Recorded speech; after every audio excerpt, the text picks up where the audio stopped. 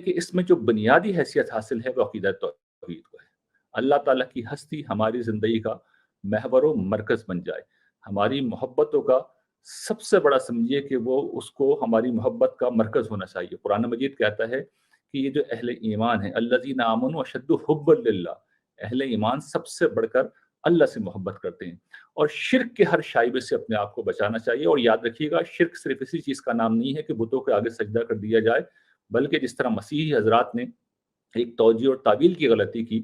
اور اتنے علم کلام سے کسی طریقے سے معاذ اللہ حضرت عیسیٰ کو خدا کا بیٹا ثابت کر دیا، تو کوئی توجیہ نہیں ہو سکتی، کوئی تعویل نہیں ہو سکتی، کوئی مقدس شخصیت اللہ تعالیٰ کی کسی وصف کے اندر شریک نہیں ہو سکتی۔ وہ اینڈ مے کہا آئی نہیں ایڈ یہاں پہ کہ یہ والا پرابلم اس وقت میرا خیال ہے سب سے بڑا پرابلم مسلمانوں کے اندر بھی ہے کہ اللہ تعالیٰ کی بادشاہی میں، ان کے اقتدار میں، ان کی وحدانیت میں،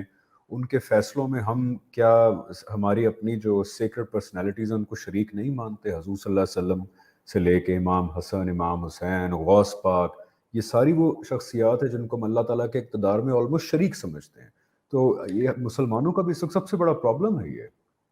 دیکھیے، میں تو یہ کہتا ہوں کہ ہمیں اصول تک بات محدود رکھنی چاہیے، اور اصول یہ ہے کہ کسی ہستی کو اللہ تعالیٰ کی نہ صفات میں شریک کرنا چاہیے نہ ذات کے اندر۔ اور اس میں بنیادی بات یہ، اس کی سب سے بڑی شکل یہ ہوتی ہے کہ ہم اللہ تعالیٰ سے مانگنے والے بنیں۔ جس وقت ہم غیر اللہ سے مانگتے ہیں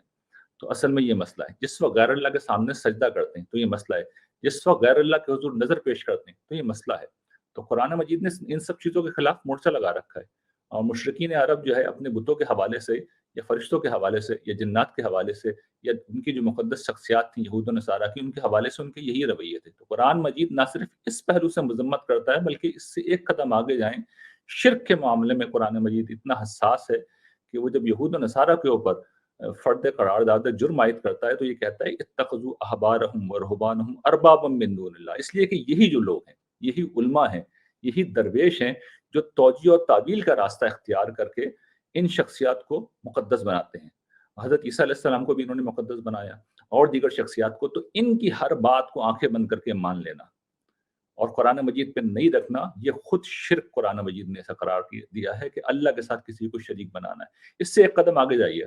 قرآن مجید کہتا ہے اَرَأَیْتَ مَنِ اتَّخَذَ إِلَٰهَهُ هَوَاهُ، کیا تم نے اس شخص کو دیکھا ہے جس نے اپنی خواہش نفس کو اپنا معبود بنا لیا ہے؟ یعنی یہ کیا رویہ ہے کہ اپنے تصورات قائم کیے، اپنے نظریات قائم کیے اور ان کو حق سمجھنا شروع کر دیا۔ اس کی کوئی گنجائش نہیں ہے، کسی ظن کی، کسی گمان کی، کسی خواہش کی، ایمانیات کے باب میں کوئی گنجائش نہیں، اس میں اجتہاد نہیں ہو سکتا، اس میں کوئی ہم اپنی طرف سے رائے قائم نہیں کر سکتے۔ جو اللہ تعالیٰ نے بتا دیا وہ حرف آخر ہے، اور سب سے آخری بات اس زمن کی یہ ہے